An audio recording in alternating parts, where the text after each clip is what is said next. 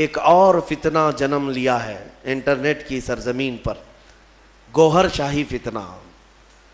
گوہر شاہی، لوگ اس کو دیکھ کر کے اس کی تعلیمات سے متاثر ہو جاتے ہیں۔ تصوف کی بڑی بڑی باتیں کرتا ہے ایک شخص اور لوگوں کو گمراہ کرتا ہے، کبھی نفس کی باتیں، کبھی نماز کی باتیں، کبھی معرفت کی، کبھی طریقت کی۔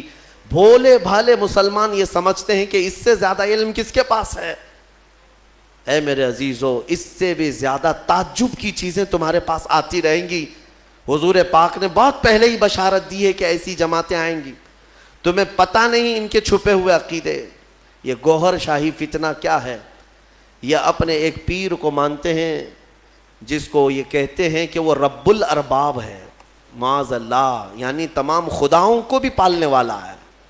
وہ پتہ نہیں کون سے خداؤں کو پالنے والا ہے، لیکن ان کا عقیدہ یہ ہے کہ وہ رب الارباب ہے۔ یہ لفظ ہے، میں نے سنا ہے، کھلی ہوئی، یہ کھلا ہوا ارتداد ہے، ان کا اسلام سے بھی تعلق نہیں، اور لوگ اس کو تصوف کا بادشاہ سمجھے بیٹھے ہوئے ہیں، کہتے ہیں ہم کو سیدھا راستہ مل گیا۔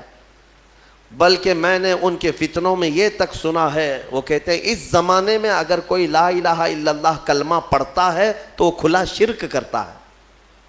اب یہ کلمہ نہیں چلے گا، گوہر شاہی کلمہ چلے گا، اس کے پیر کا کلمہ چلے گا، نعوذ باللہ من ذالک۔ نبوت کا بھی قریب قریب دعویٰ انہوں نے کیا ہے۔ اور جانتے ہیں یہ گوہر شاہی جو ایک فرقہ ہے، ریاض نام سے کوئی ان کا گرو گھنٹال ہے، اس کو اس بڑی پیمانے پر مانتے ہیں کہ یہ تسبیح میں کیا پڑھتے ہیں؟ ہم تو سبحان اللہ کہتے ہیں، وہ سبحان الریاض کہتے ہیں، نعوذ باللہ من ذالک۔ میں بھولے بھالے سنی مسلمانوں کو سمجھانا چاہوں گا کہ صرف جو دکھنے والی چکا چوند ہے اس پر مت چلے جانا۔ ان کا چھپا ہوا زہر اتنا خطرناک ہے کہ تم بے ایمان ہو جاؤ گے، کفر کی موت مر جاؤ گے، تمہیں پتہ بھی نہیں چلے گا۔ ہو سکتا ہے 90 باتیں ان کی اچھی لگتی ہوں، تصوف کی، طریقت کی، معرفت کی، لوگوں کو کا دل موہ لیتی ہیں باتیں، انسان کے اندر کی حقیقت بتا رہا ہے، انسان کے عروج و ارتقاء کی منزلیں بتا رہا ہے، انسان کے برزخی زندگی بتا رہا ہے، تو لوگوں کو نیا پن اچھا لگتا ہے، اٹریکٹ ہوتے ادھر چلے جاتے ہیں، لیکن تمہیں پتہ نہیں اس اٹریکشن میں آپ کب کے دین کھو بیٹھتے ہو، ایمان چلا جاتا ہے۔ جو شخص دنیا میں اپنے پیر کو یہ عقیدہ رکھتا ہو کہ یہ رب الارباب ہے، یعنی رب کو بھی پالنے والا ہے، معاذ اللہ، اور یہ عقیدہ رکھتا ہو کہ تسبیح اسی کی پڑھی جائے گی، اور یہ عقیدہ رکھتا ہو کہ کلمہ اس زمانے میں لا الہ الا اللہ پڑھنا کھلا شرک ہے، نعوذ باللہ، پھر اس کا دین اسلام سے کیا تعلق ہے؟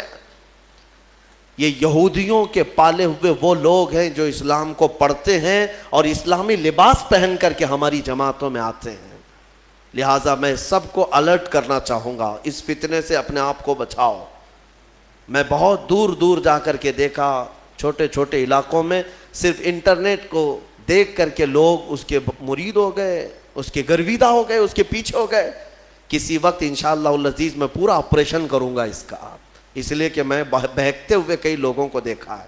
بہرحال آج سورہ انبیاء کی ہم نے تلاوت کی، مختصراً میں عرض کروں، حضرت سیدنا ابراہیم علی نبینا علیہ الصلوۃ